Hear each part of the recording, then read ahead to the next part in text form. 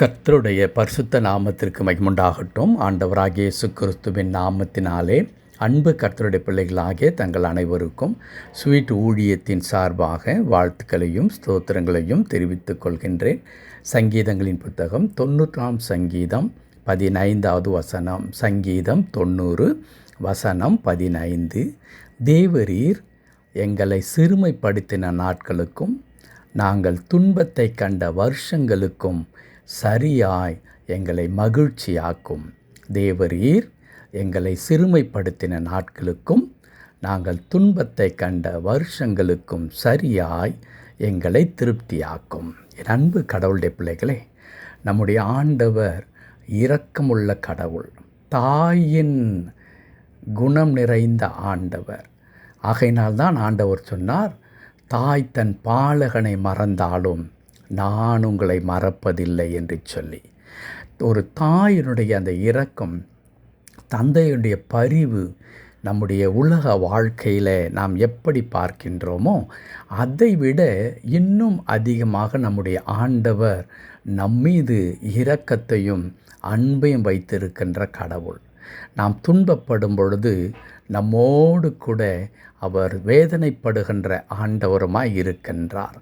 அதைதான் வேதாகமத்திலேயே மிக குட்டி வசனம் என்று சொல்லக்கூடிய இயேசு கண்ணீர் விட்டார் என்ற அந்த 2 வார்த்தை, ஜீசஸ் வெப்ட் என்று எழுதியிருக்கின்ற அந்த 2 வார்த்தை இருக்கிறதே, அது கடவுள் எவ்வளவு இளகிய மனம் படைத்தவராய் இருக்கிறார் என்பதற்கான ஒரு அடையாளமாக கூட இருக்கிறது.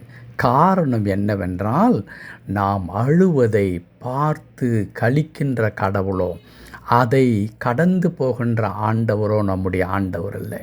கடவுளுடைய பிள்ளைகள் கஷ்டத்திற்குள்ளாகவும் வேதனைக்குள்ளாகவும் பாடுகளுக்குள்ளாகவும் கடந்து செல்லும் பொழுது அந்த பாதைகளை ஆண்டவர் கூர்ந்து கவனிக்கிறவராக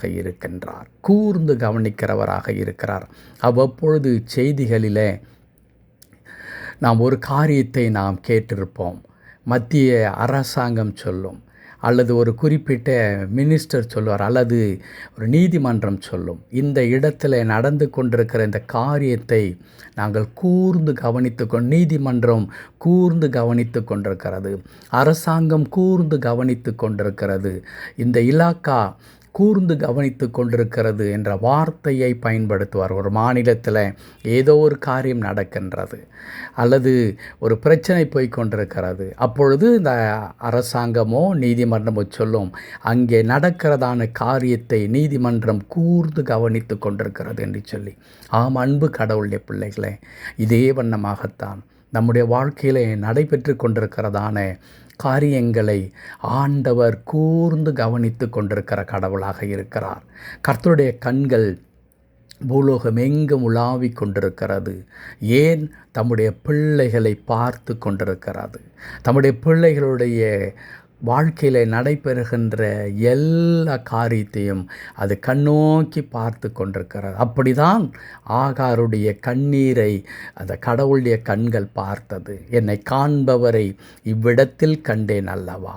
அன்பு கடவுளுடைய பிள்ளைகளே, அப்படி கூர்ந்து கவனிக்கின்ற கடவுள் நாம் படுகின்றதான வேதனைகளையும், நமக்கு ஏற்படுகிறதான அநீதிகளையும், அவமானங்களையும், நிந்தைகளையும், காயங்களையும், ஏமாற்றங்களையும், தோல்விகளையும் ஆண்டவர் என்ன செய்கிறவராக இருக்கிறார் என்றால் அதற்கு பதிலளிக்கிறவராக இருக்கிறார். ஆகவேதான் இப்பொழுது நாம் வாசித்த இந்த அற்புதமான வசனத்திலே தாவீது குறிப்பிடுகின்றார், ஆண்டவரே, நாங்கள் சிறுமை கண்ட அந்த நாட்கள் இருக்கிறதே, நாங்கள் துன்பத்தை கண்ட வருஷங்கள் இருக்கிறதே, அதற்கு இணையாக அதற்கு சரியாக எங்களை மகிழ்ச்சியாக்கும் என்று சொல்லி.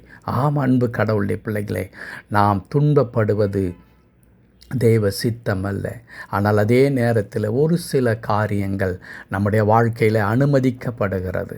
அந்த அனுமதிக்கப்படுகின்ற அந்த துன்பத்தை கடவுள் என்ன செய்கிறார்? இன்பமாக மகிழ்ச்சியாய் மாற்றுகிறார். இரட்டிப்பான மகிழ்ச்சினாலே நம்முடைய வாழ்க்கையை முடிசூட்டுகின்ற கடவுளாக இருக்கிறார். அதுதான் இங்கேயும் தாவீது தன் விண்ணப்பமாக வைக்கின்றார். ஆண்டவரே, நாங்கள் சிறுமைப்படுத்தப்பட்ட அந்த காலங்களுக்கு தக்கதாக நாங்கள் துன்பத்தை கண்ட வருஷத்திற்கு சரியாக எங்களை மகிழ்ச்சி ஆக்கும் என்று சொல்லி இதில் இருந்து ஒரு காரியம் உண்மை புலப்படுகிறது. அது என்ன?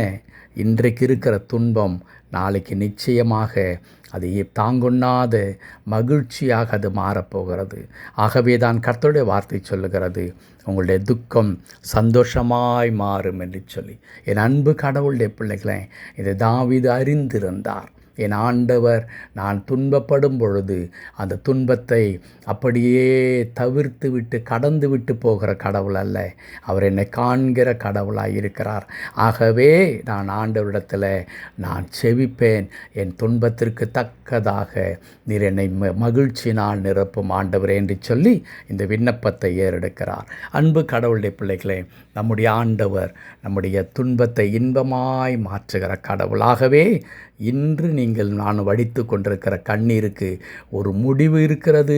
அந்த கண்ணீர் அது ஆனந்த களிப்பாக மாறப்போகிறது. ஜெபிக்கலாமா? கிருபை நிறைந்த நல்ல ஆண்டவரே, எங்கள் துன்பத்தை, எங்கள் சோதனைகளையும் பாடுகளையும் ஆண்டவரே, நாங்கள் கடந்து வருகிறதான நெருக்கடியான ஆண்டவரே காரியங்களை எல்லாம் இன்பமாக நீர் மாற்றுகின்ற ஆண்டவராக இருக்கிறீர். அதற்காய் தோத்திரம் தகப்பனே. நம்முடைய திருக்கரத்தில் எங்களை அர்ப்பணிக்கிறோம் ஐயா.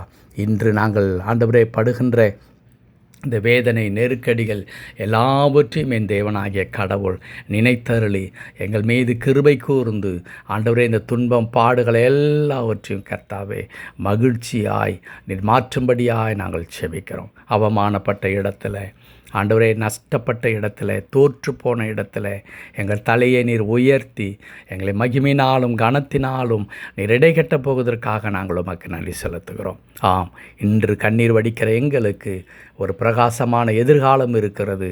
அதற்காக தோத்திரம் தாழ்த்தி அர்ப்பணிக்கிறோம். எங்கள் ஒவ்வொருவரையும் பொறுப்படுத்திக் கொள்ளும். மீட்பர் நாமத்தில் ஜெபிக்கிறோம் நல்ல பிதாவே. ஆமேன், ஆமேன்.